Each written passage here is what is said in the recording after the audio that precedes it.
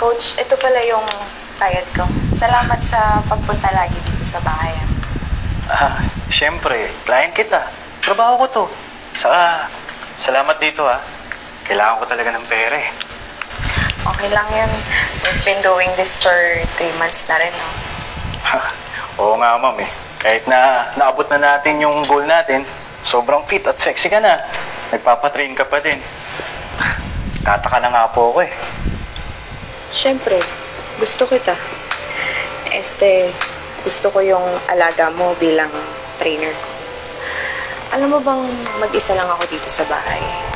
Baka gusto mo muna magstay para kumain tayo.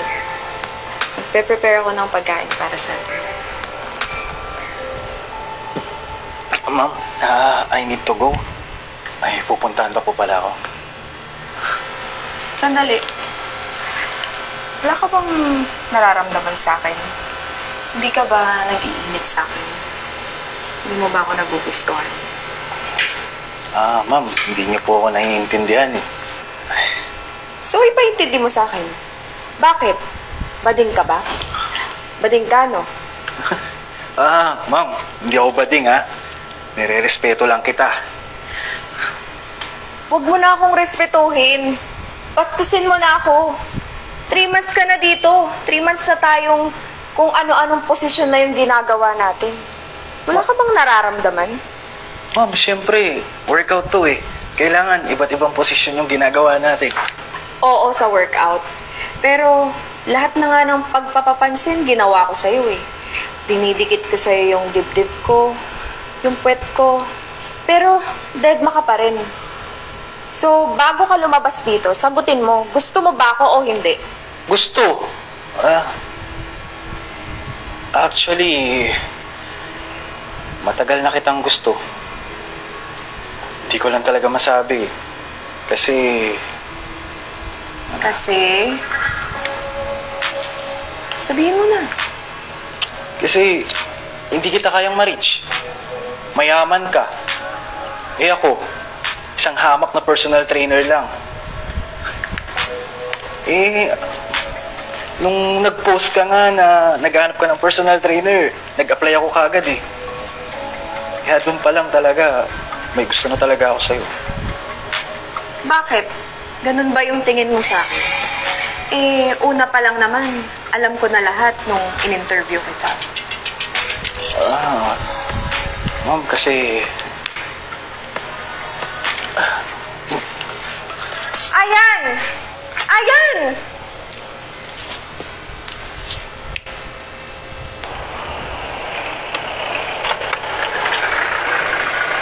Si Ayan ba yun?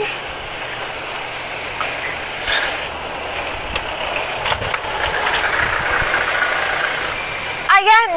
Anong ginagawa mo dyan? Tara, kain tayo! Wag na. Pauwi na rin ako. Ang KJ mo naman ang aga-aga pa. Tara na! Kakain lang tayo. Ano ba yan? Sige, magtatampo ko sa'yo. O hahanap ako ng ibang trainer. Tara na! Kaysa maghanap ka ng ibang trainer. Sige na, sasabay na ako.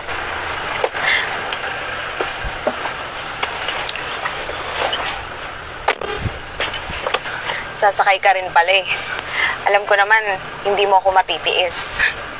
Pero, totoo yung sinabi ko sa'yo na gusto kita.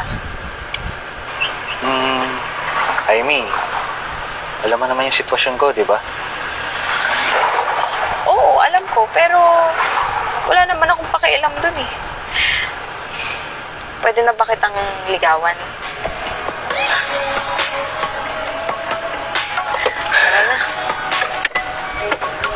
Sarap ng pagkain dito, Oo nga Buti naman nagustuhan mo.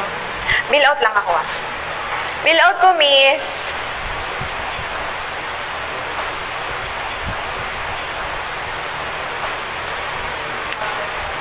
Ano ka ba? Ako naman nag-aya So, ako na yung taya. Sorry Babi ako sa susunod. Hindi na kailangan. Or, pwede rin naman para may rason tayo ulit para magkita. Pero ito, ako na dito. Paid na to. Amy, sabi ko na nga, ikaw yan eh. Alain mo yun, sa dinami-dami ng lugar dito sa Tomas Morato, sa Wingfinity pa talaga tayo magkikita. Uy, hindi ako na-inform ha. Charity ka na yata ngayon eh. At ikaw yung nagbabayan. At sino naman tong pulubing kasama mo? Ano bang problema mo, Dick? Pwede huwag kang gumawa ng eksena dito? O bakit? Naiya ka? Naiya ka sa mga tao dito? Sa kaibigan ko, naiya ka? Bakit tayo mong ipaalam na ang babae na ngayon ang nagbabayad ng bill tuwing kumakain? Ikaw naman, oh. Pagpapalit mo na lang din ako. Dito pa sa isang pipitsuging lalaking to. Na-offend ako. Shit! Ano ba yan?